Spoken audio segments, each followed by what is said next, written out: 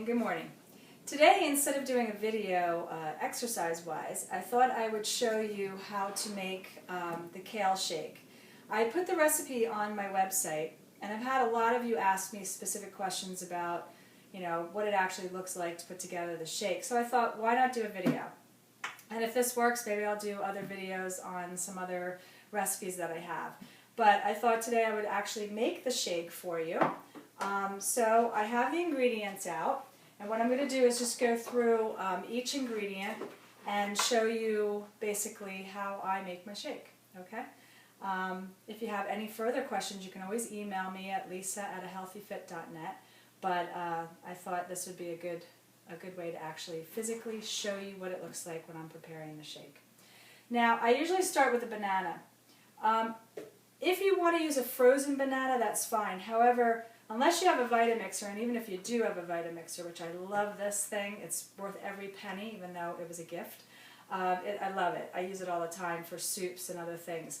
But if you want to use a frozen banana, that's fine. You just will need to let it thaw like for a few minutes before you actually try to go ahead and grind it and all that. So I put the banana in, one banana. And this will yield, you can get, depending on how much of the coconut almond milk you put in, this will yield at least 2 glasses, maybe 3, depending upon the size of the glasses. So, but I'm going to make enough for just pretty much one person. All right, so I put the banana in. I've washed my kale, and I put a good amount of kale in, so it really does turn out to be very green. If those of you who hate kale are thinking, I will never touch this shake, my husband, who hates kale, loves the shake and will ask for the kale if I don't put it in. You really can't taste the kale, but it gives you so many nutrients, and it's just a great addition to your shake. All right, so then from there, I am going to put a little bit of pumpkin in. Now, basically, I don't always put the pumpkin in, and I wouldn't put a lot in, but I would put a tablespoon or 2 in because it does add some really good fiber. So I'm going to put 1 tablespoon in today. All right, good amount of pumpkin. Just put that in. All right. Then I add honey, and usually I'll do what would amount, I would say, to a tablespoon, but I just put a good amount in like that. And I know you're saying these aren't exact measurements, but you'll get the idea, and you can play around with it yourself and see what you like and what you don't like. I do put some flax seed in, and I really just sprinkle a little bit, just like that, not much, just a little bit of flax seed. I guess if you love flax seed, you could put more in, but that's how much I put in. I do put in peanut butter powder, and I'll put in what would amount to about 2 tablespoons, because peanut butter powder, if you don't know what it is, it basically is so much better than real peanut butter. If you like the taste of peanut butter, but you want a fraction of the calories, there's basically 45 calories in 2 tablespoons, okay? As opposed to, a lot more in a regular jar of prepared whipped peanut butter, whatever. And only 1.5 grams of fat. Even the sugar is like 1 gram. So you get all the flavor without all the calories and fat and all that sugar. So put in about 2 tablespoons, all right, which is a good shake. Might even be a little less, but. And then I add my protein powder. This is Plant Fusion.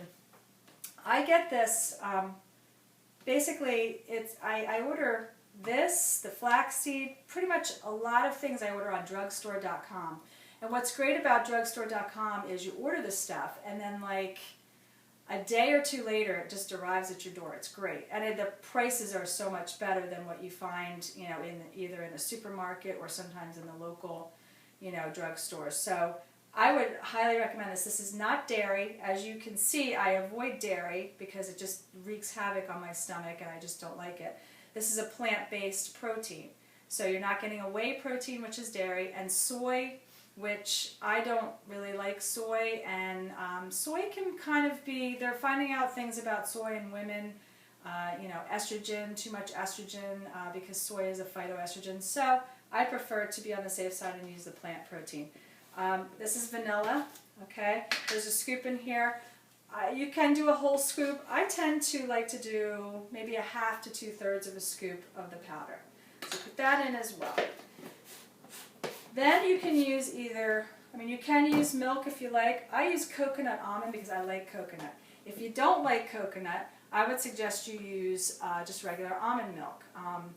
Or you can use a little bit of regular milk and add some water. I just like to use this. So when I'm pouring this in, oh great, this is a new thing. Okay.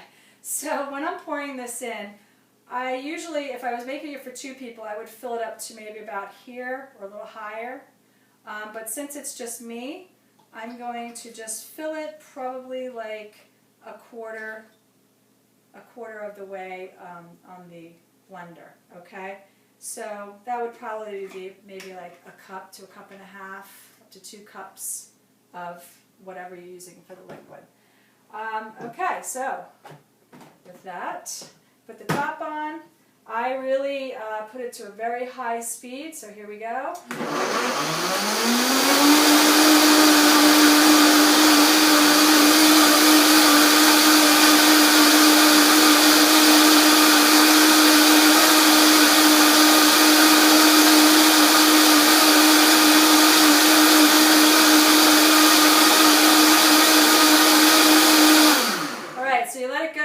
Because you want it to look green. You want to make sure all the kale is broken up and everything's mixed nicely.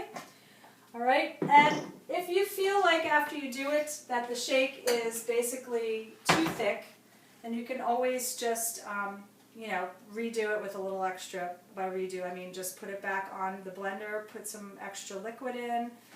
So as you can see, this is what mine looks like. All right, I have a little bit left over, but pretty much it makes one. All right, and it's green, and it's fabulous. So again, don't let the kale fool you.